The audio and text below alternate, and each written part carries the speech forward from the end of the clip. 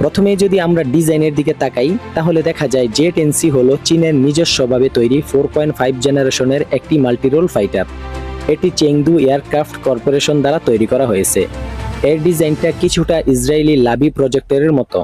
অন্যদিকে রাফাল হলো একটি সম্পূর্ণ ইউরোপিয়ান জেট, যা ফরাসি কোম্পানি ডেসাল্ট এভিয়েশন তৈরি করেছে।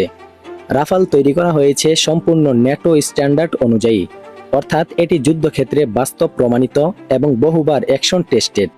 এরপরে কথা বলবো এই দুইটি শক্তিশালী ফাইটার জেটের ইঞ্জিন ও পারফরমেন্স নিয়ে। জে-10সিতে ব্যবহার করা হয়েছে চীনা WS-10B ইঞ্জিন, যদিও এর কিছু ইউনিটে এখনও রাশিয়ান AL-31 ইঞ্জিন ব্যবহার করা হয়। এটির ম্যাক্সিমাম স্পিড হল ম্যাক 2.2 এবং কমব্যাট রেঞ্জ প্রায় 1200 কিলোমিটার। অন্যদিকে রাফাল চালিত হয় দুটি স্নেকমা M88 ইঞ্জিন দিয়ে, যা একে অসাধারণ থ্রাস্ট প্রদান করে। রাফালের কমব্যাট রেঞ্জ প্রায় জে-10সি এর থেকে অনেক বেশি, প্রায় 1850 কিলোমিটার। এরপরে কথা বলবো একটি ফাইটার জেটের সবথেকে গুরুত্বপূর্ণ জিনিস রাডার ও এভিয়ানিক্স নিয়ে।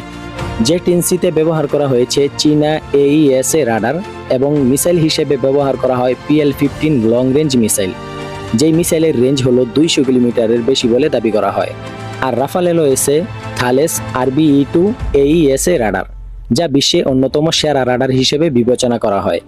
এছাড়া রাফালের সবথেকে বড় অ্যাডভান্টেজ হলো এর স্পেকট্রা ইলেকট্রনিক ওয়ারফেয়ার সিস্টেম, যা তাকে শত্রুর রাডার থেকে অনেকটাই অদৃশ্য রাখতে সাহায্য করে। এরপরে কথা বলবো এই দুইটি মহাশক্তিশালী যুদ্ধবিমান কি কি অস্ত্রে সজ্জিত হয়।